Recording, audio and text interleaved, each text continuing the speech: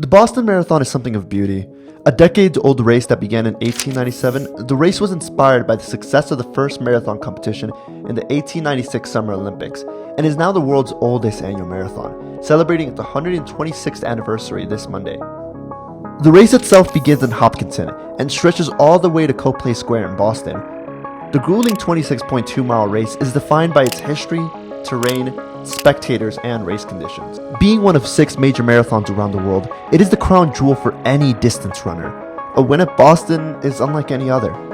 But let's take a step back and see why the Boston Marathon became what it is today, how it gained its worldwide fame, and why it might just be the world's best ever distance race.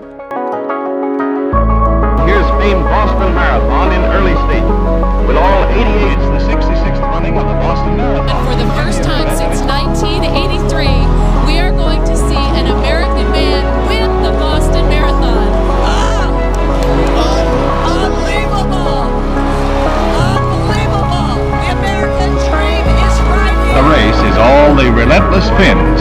Not too far from the end, Oksana pulls told him away I wanted from to his run the Boston Marathon. And he said, without missing a beat, a woman can't run the Boston Marathon. Women themselves didn't understand that they had the capability. They were afraid of all the old myths of getting a big leg and growing a mustache and your uterus falling out. Boston Marathon winner, Hatsene Vaisa wins the Boston 2018 men's winner. Yuki Kawauchi breaks the tape at the Boston Marathon. Yuki 2:15:54 is unofficial. So, to truly understand the Boston Marathon, we should go back to its beginnings. In the spring of 1897, BAA member and inaugural U.S. Olympic team manager John Graham was inspired to organize and conduct a marathon in the Boston area. With the assistance of Boston businessman Herbert H. Holton, the BAA hosted a 24.5-mile race to conclude its athletic competition for the BAA Games. Being the first marathon, the first major marathon, 1897, it wasn't. I think maybe there were 10, 12 guys that ran it the first year, and they used to pass out bourbon on course. it was just a different world then. The event was a success, with the inaugural winner John J.J. McDermott running a time of 2 hours, 55 minutes and 10 seconds for the 24.5-mile course. Out of the original 15 racers, only 10 finished, with John Jay's closest competitor being a comfortable 6 minutes and 52 seconds behind. And it wouldn't be until 1924 when the starting line would be moved from Metcalf Mills to Hopkinton Green, where the course was increased to a distance of 26.2 miles to conform to the standard set by the IAAF. Yeah, the Boston Marathon is the race, right? It's the world's greatest foot race, as they say, 126th edition. So I think with time comes prestige. And when you look at across all sports, the events that have been around the longest tend to be the ones that people value the most, the ones that people want to win the most, and the ones that are the most meaningful.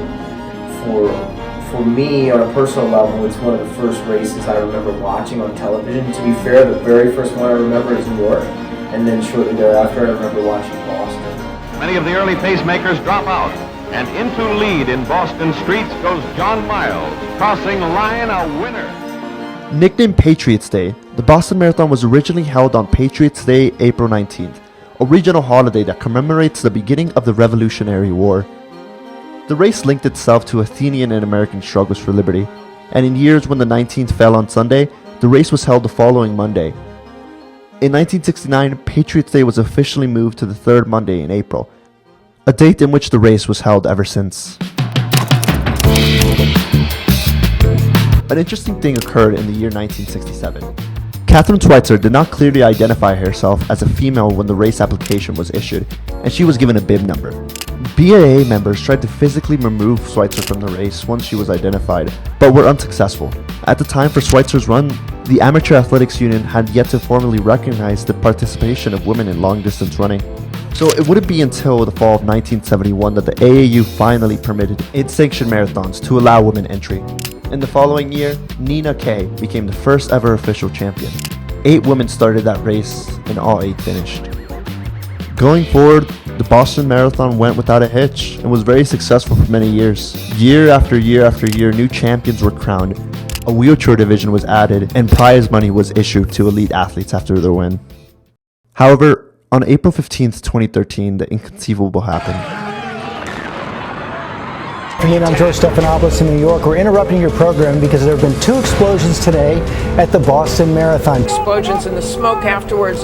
The explosions themselves looked fairly small, fairly contained, but it doesn't matter how small they are, they can do a lot of damage when people are around like that. Of course, the suspicion is raised because there were 2 apparent separate... The Boston Marathon, while still in progress at approximately 2:49, had 2 homemade bombs set off in the last 200 meters of the course. 3 spectators were killed and an estimated 264 were injured. A terrible tragedy not just for the city of Boston and those personally affected, but the whole running community around the world.